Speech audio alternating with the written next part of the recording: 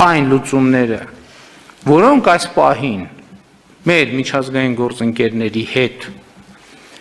ձեռք են բերված նախնական համաձայնություններ, այդ լուծումները 100% համապատասխանում են Հայաստանի շահերին, 100%, ոչ թե 99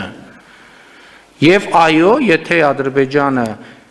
այդ պայմանավորվածությունների իրագործի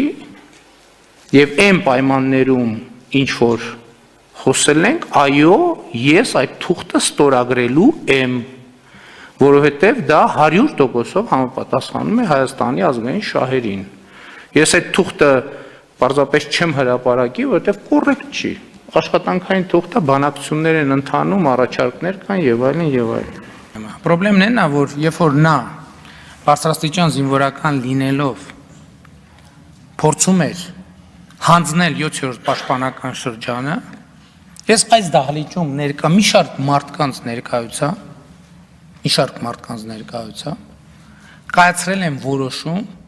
որի արդյունքում 7-րդ պաշտպանական շրջանը մինչև այսօր հայկական զինված ուժերի տրամադրության տակ է։ Եվ ընդ որում, ասեմ, պատերազմի ընթացքում դա միակ ռազմականին մոտ որոշումն է եղել, որը ես կայացրել եմ։ Եվ այո, ասում եմ որպես պատերազմական իրավիճակում զինված ուժերի գլխավոր հրամանատար։ Հանկարծ որևէ մեկը չկասկածի այդ հրամանատարական հատկությունների վրա, որևէ մեկը հանգիստ նստեք տեղներդ, հանգիստ նստեք տեղներդ։ Հակամարտությունները, հակադրությունները, ընդհանրապես ասենք, եթե մեր հայրենակիցները կամ ոմանք պատկերացնում են որպես կռիվ կինոյի սցենարով իրականացնվող հերոսապատումներ, այդպես չի լինում երբեք, նույնիսկ ամենահաղթական պատերազմներում, չի լինում երբեք։ Հիմա էլ ասում են բան, ես որոշում եմ կայացրել, որ այ Սերժ Սարգսյանը լելեթեփեն հանձնել է, ես ասել եմ գնացեք գրավեք եւ այդ համատեքստում 700 զոհ է եղել։ Կատարյալ անհեթեթություն։ Այդ օպերացիան առաջարկի հեղինակը եղել է գեներալ, այդ առաջարկը ընդունելի է համարել գեներալ, այդ առաջարկը կյանքի կոչելու հնարավորության գնահատումը իրականացրել է գեներալ եւ որոշումը կայացրել է գեներալ եւ ընդ որում այնպիսի գեներալներ, որոնք այդ պահին այդ որոշում իրականացնելու հնարավորություն ունեցել են։ Եվ ես կոչ եմ անում բոլորին լրջանալ եւ կատակ չեմ անում։ Եվ սա ասում եմ որպես պատերազմական իրավիճակում եւ ընդհանրապես սահմանադրությամբ զինված ուժերի գերագույն հրամանատարի պաշտոնակատար։ Ակնկալում եմ լուծում, բայց կարծում եմ այդ մարդուն իմիջայլոց արժի անվանել 7-րդ պաշտպանական շրջանի արծիվ, թե ոնց էր հազարի տակ ուզում փախներ եւ բոլորին փախցներ այնտեղից։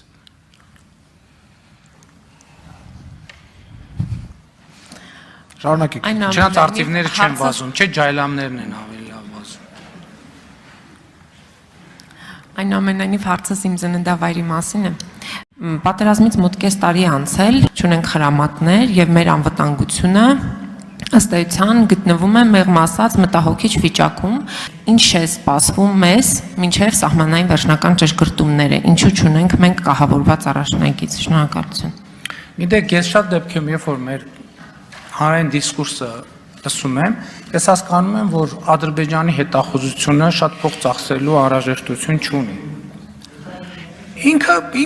մնում է բան, չէ, մեկը կար, չէ, բանից պատերազմից առաջ ասում էր, ես լնեմ Ալիևի տեղը, հիմա կհարցակվեմ, հիմա մենք բան ենք անում, ճշգրտում ենք, որտեղ ինչ ուղղությունները։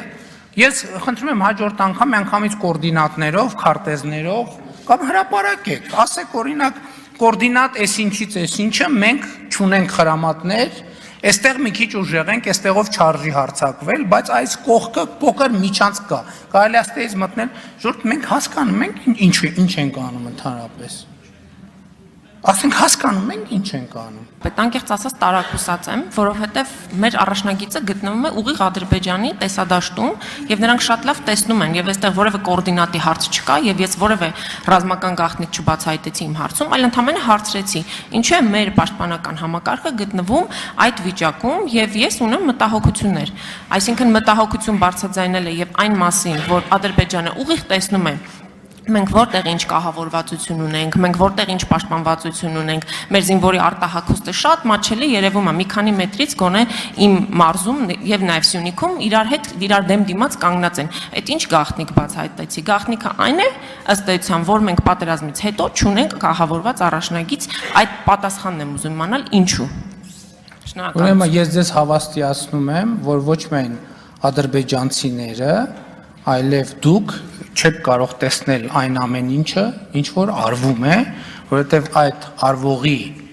հսկայական մեծամասնությունը արվում է գաղտնի։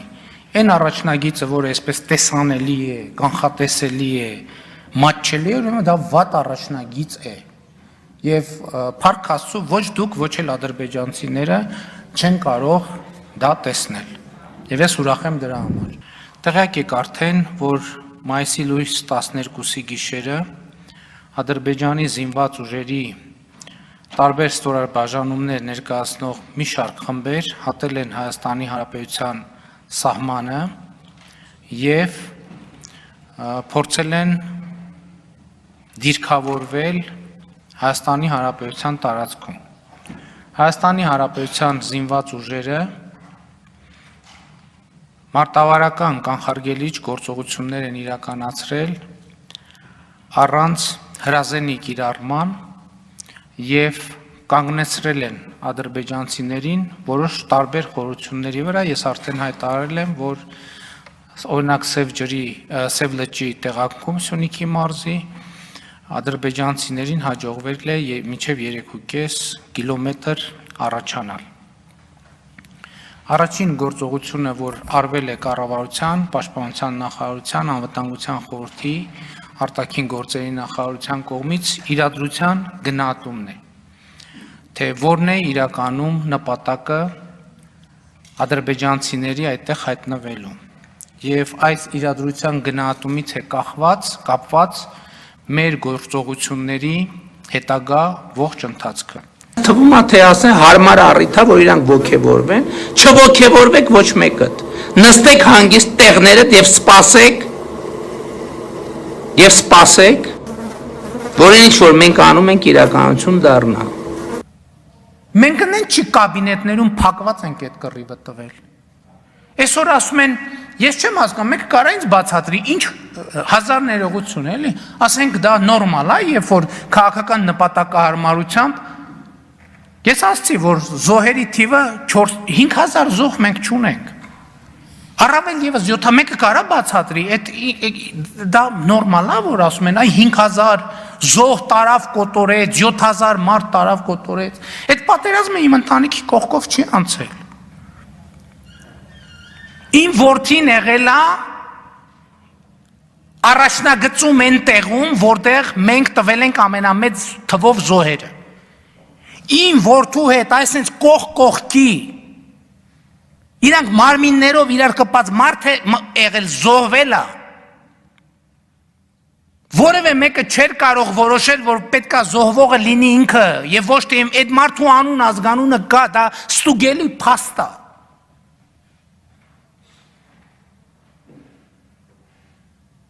Այո, մենք հուսահատ կռիվ ենք տվեք, կներեք արտահայտությանս, այնպիսի նույնպիսի հուսահատ կռիվ ենք տվել, ինչպիսի կռիվ հայ ժողովուրդը ժամանակին տվել է ավարայերի դաշտում, Սարդարապա ու տասնյակ այդպիսի օրինակներ։ 43 կիլոմետր հետ նահանջ տված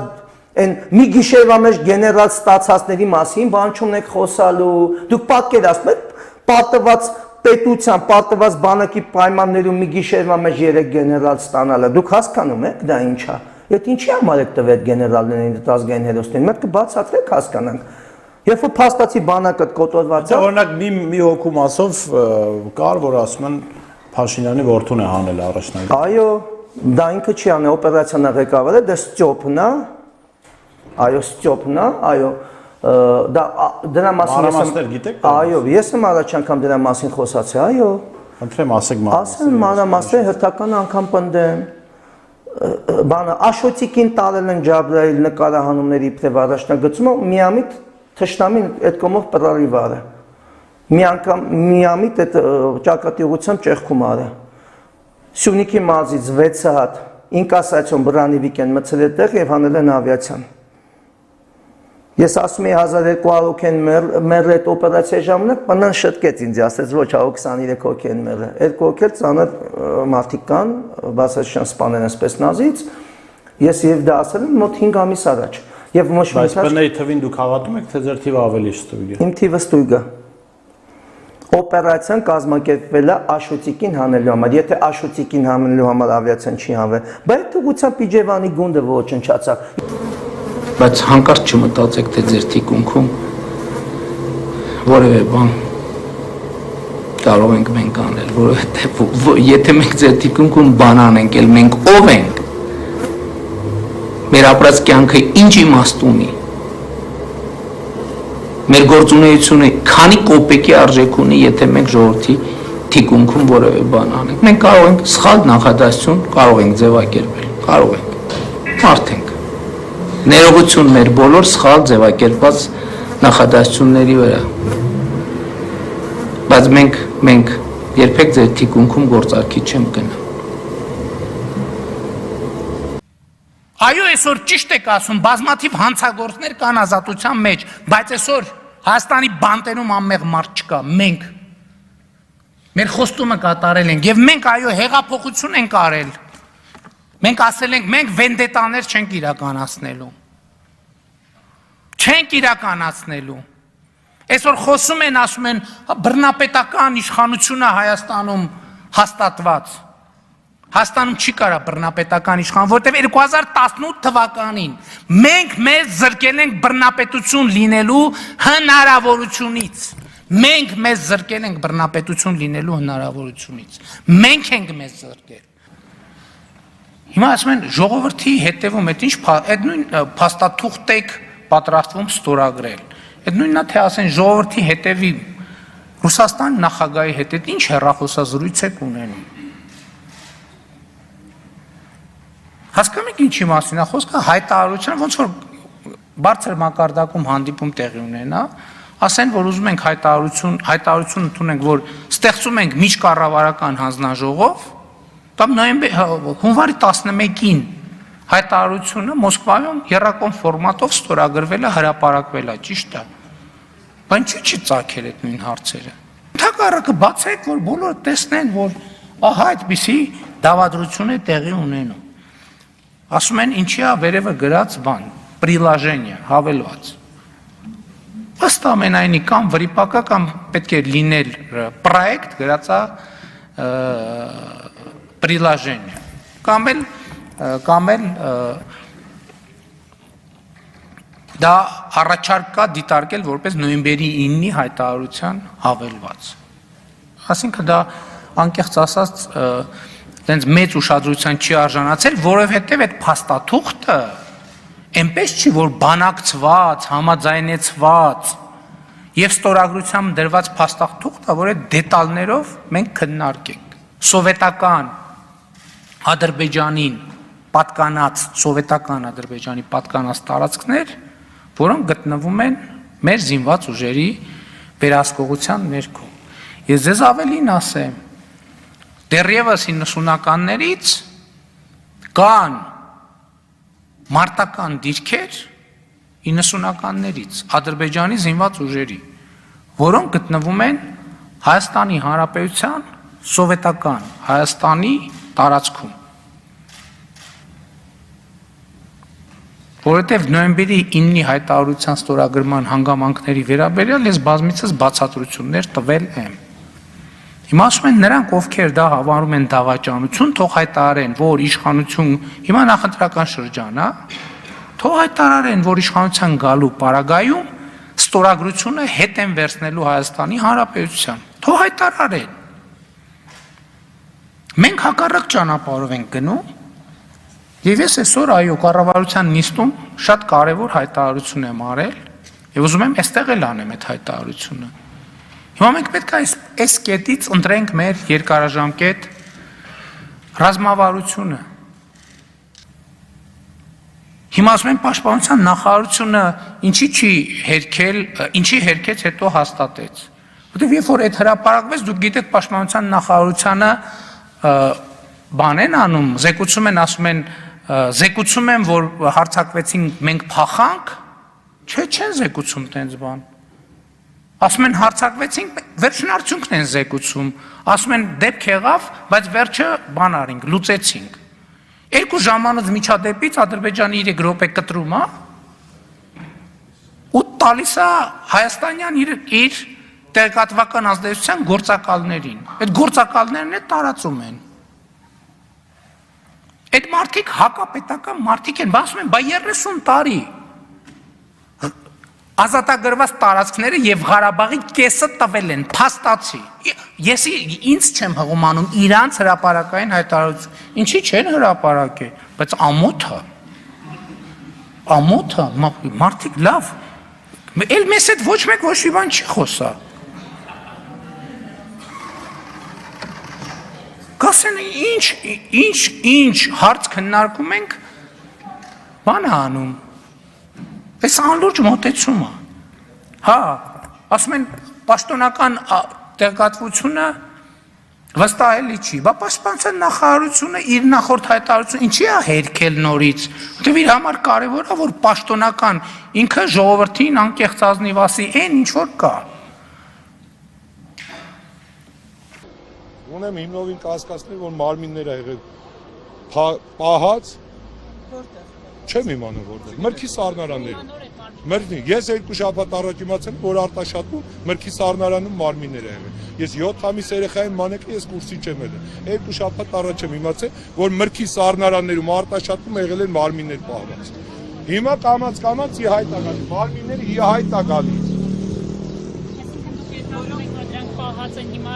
Հա, քանի որ կոնկրետ այդ ամսաթվով, կոնկրետ նույն մի օրվա ամսաթվով եղել է ֆիքսված թվեր, այդ թվերի մեջ գալիս է մոտ 200 մարմնի անճշտություն։ Այսինքն մի 21 մարմին եկել է Արցախի կողմից եկել է մտել է Հայաստան, մնացած 200 մարմինը ուրիշ ճանապարհով, չգիտեմ, Գորիսով, Ղապանով, չգիտեմ որտեղով։ Բերել են, մցել են, տարել են մեկի խալազենիկում, պահել են։ Չեմ իմանում, երբ ցավը տանեմ, պատերազմից հետո երբ, ինչ իմանամ երբ։ Թվերը ես ասում եմ մարդկանց տված հերթական այդ կոդերով, ամեն մարմին ստանում է իր նախնական կոդը։ Հիմա այդ կնոջ ամուսնու կոդը նոյեմբերի 23-ով եղել է 567։ Իսկ ես զանգել եմ ճշտել եմ Արցախից, որ այդ օրը Արցախից բերել ընդամենը 21 մարմին։ Այսինքն եթե 567-ին գումարում եմ 21, ստանում եմ 588։ Բայց այդ նույն ամսաթվով կա մարդ, որ իր երեխուն ուղարկավորել է 749 կոդով։ 755, 700 քանի։ Այդ ծաղել է նույն ամսաթվով։ Այդ ո՞նց է լավ։ Բա ուր կորավ այդ 200-ը։ Բայց ո՞րն է դրա Դե հիմա Կարևոր է արձանագրել, որ սադրանքների մեկնարկի օրը Ադրբեջանը հայտարարեց մայիսի 16-ին 15000 զինծառայողների մասնակցությամբ լայնածավալ զորավարժություններ անցկացնելու վերաբերյալ։ Սա չէր կարող ուղղակի զուտ պատահականություն լինել։ Ըստ էության 15000 զորք դուրս է բերվում մշտական տեղակայման վայրերից։ Հաջորդը դեռևս ապրիլի վերջին Ադրբեջանի նախագահ Հայաստանի տարածքային ամբողջականության նկատմամբ բացահայտ սպառնալիքներով հանդես եկավ, ասելով, որ ուժի գործադրմամբ միջանց կբացի Ադրբեջանի եւ Նախիջևանի միջև, ինչպես ինքն է հորդորում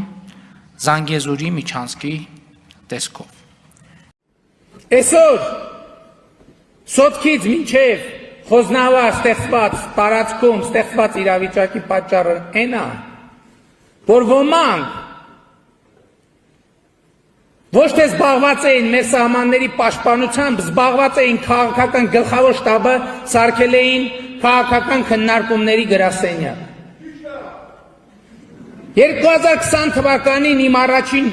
պատերազմից հետո իմ առաջին հրամանը գլխավոր շտաբի պետին եղել է հետևյալը.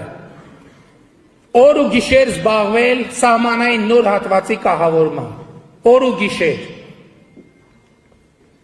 բայց 1, 2, 3, 4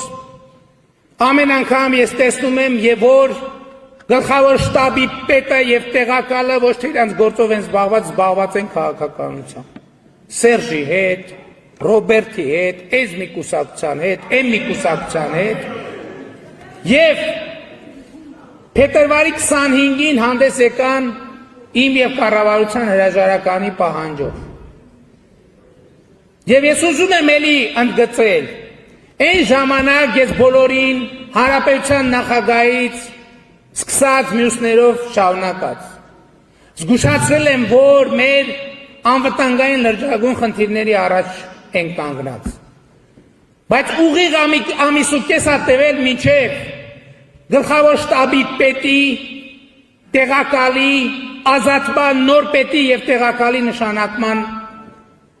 պրոցեսը տևել է։ Դաշտում չունենալը որևէ հակատանկային միջոց։ Իսկ գիտեք թե չունեին,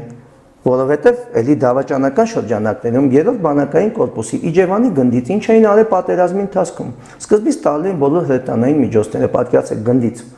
Հետո հակատանկային միջոցները, հետո հակաօդային միջոցները, հակաօդային պաշտպանության միջոցները, հետո հակահետևակային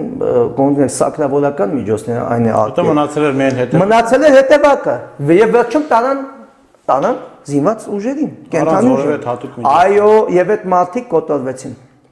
Գնդի հրամանտար, շտաբի պետ, գնդի հրամանատարի տեղակալ եւ ամբողջ զորքը։ Դե հիմա թող պատասխան տան։ Ով իրավունք ուներ, առավել եւս դուք պատկերացնում եք, գնդի հրամանատար ուղղակի մարտի է բռնվել։ Գնդի հրամանատարի տեղակալ, շտաբի բոլորը մարտի են բռնվել։ Խելքերական գործառույթ չի։ Ով է տեսել նման բաց։ Ամբողջ տանկերը շրջափակել են, կոտորել են այս ամբողջ անձնակազմին, ինչի համար։ Բա հացերա, չէ։ Լավ, եկեք ի վերջո խոստովանենք։ Մենք հուսահատ կռիվ ենք տվել այդ ամեն ինչի դեմ։ Հուսահատ կռիվ ենք տվել այդ ամեն ինչի դեմ։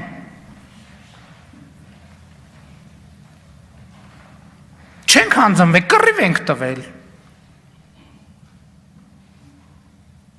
Եվ ուզում եմ ասել, այսօր կա այդ կռիվը։ Մենք նենց չի կաբինետներում փակված ենք այդ կռիվը տվել։ Այո, մենք կռիվ ենք տվել։ Եվ ասում եմ, այդ կռիվը ուրիշների, իմ ընտանիքի հետ կռվի մեջ է եղել։ Որևէ մեկը չի կարող ասել, որ ես իմ որդու անվտանգության համար մի միլիմետր ավել բան եմ արել, քան մյուս հազարավոր, տասնյակ հազարավոր երեխեքի համար։ Որևէ մեկը չի կարող այդպիսի բան ասել։ Նույն խրամաբջիջի մեջ գտնվող տղան իմ որդու ընկերը, որը իր նման կամավոր մեկնել է, կամավոր է մեկնել, որտեղ մեր օրենքում չգիտեմ, տենց անհասկանալի բան կա, որ մի տարի զորացրվածներին չենք բանանում, մեր ամենամարտունակ հատվածին չենք մոբիլիզացնում, նույն խրամաբջիջի մեջ, ականանետի պայթյունից, կողքի իրար կպած են եղել մարմնով, այդ տղան զոհվել է, այն որդին չէ, ով է որոշել դա։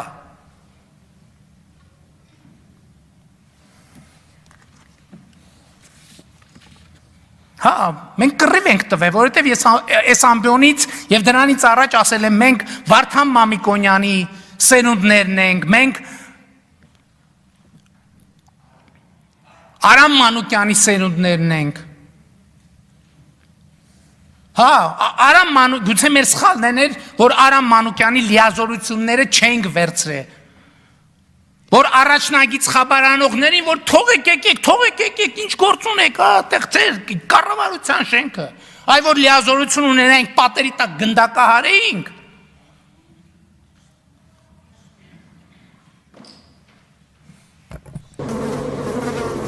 Եվ ամեն ինչ լավ է լինելու, ժողովուրդ ջան, չկասկածեք հանկարծ։ Որ մեզ ասում են,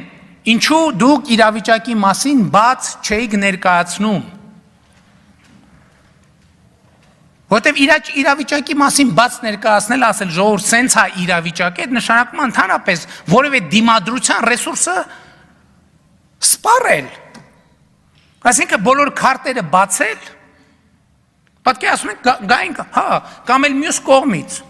Էլի այդ բանակի ասում են, բայն ժամանակ, որ գլխավոր շտաբի պետը սենց բաներ ասում, ինչի դուք չէիք հակադարձ, այսինքն այդ ինչ, այսինքն երկրի վարչապետը պետք է իր ենթակայի հետ հրապարակային բանավեճի մեջ մտնի։ Այդ լուրջ եք ասում։ Մի պայմաններում 100 անգամ չենք դրել այդ հարցը, ասել ենք ժողովուրդ, սենց է իրավիճակը։ Կարողանալու ենք մենք պահենք, թե չենք կարողանալու պահենք, ասել են այո, դժվարությամբ, բայց կպահենք։ Եվ գրավորել զեկուցել են, որ ոչ մի քայլ հետ սկզբունքով արևելյան օպերացիոն ուղղությամբ մենք կարողանում ենք կանգնեցնել եւ ջախջախել հակառակորդին։ Այդ պայմաններում պետք է գնայինք, ասենք դե հա, ժողովուրդ ջան, 7 շրջանները տալիս ենք, Ղարաբաղի կեսը տալիս ենք, էս ենք անում, հա, ինչի պետք է ասեինք։ Բայց եւ ասցի չեմ վախենա ձևակերպումից, որ այո, Ադրբեջանը ունի Հայաստանում տեղեկատվական պայքարի գործակալներ։ Այսպիսի հայտարարություն ես արեցի։ Սա ինչ նշանակում։ Եվ հետո այդ մարդիկ ձեզ հայտնի իրադարձությունների ժամանակ ասում էին մենք բանակի կողքին ենք։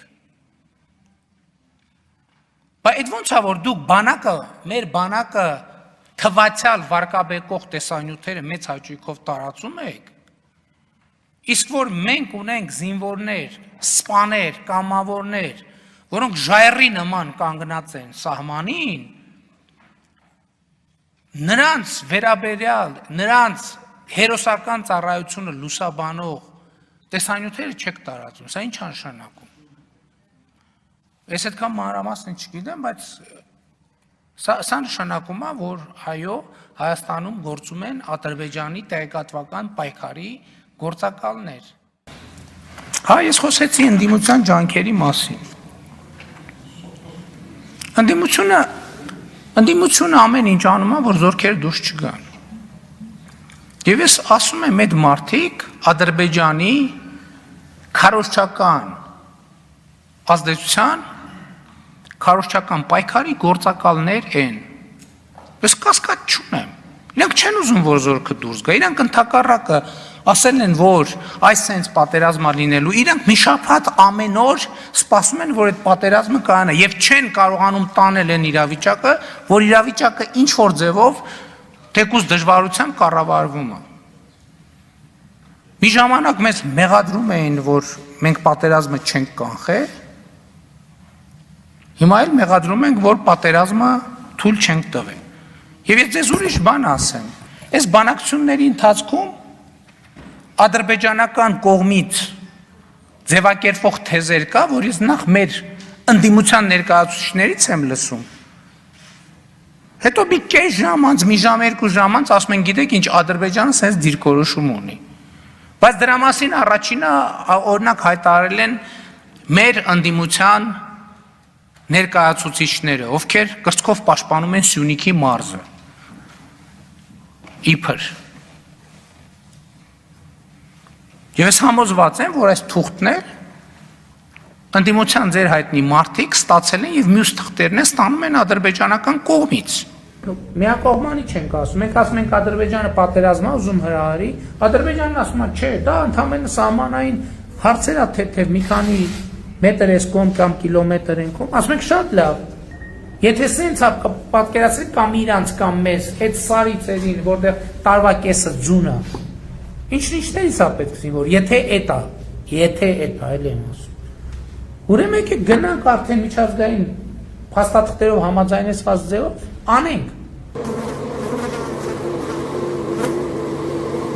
Ժողովուրդ ջան, մենք մեր քարոզարշավը շարունակում ենք։ Եվ ասում եմ, կարող ենք մի բառ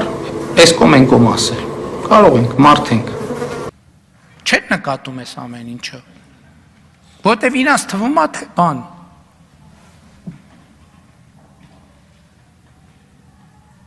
Իրանց թվում է թե վլաստ մենյայեցա։ Իրանք սխալվում են,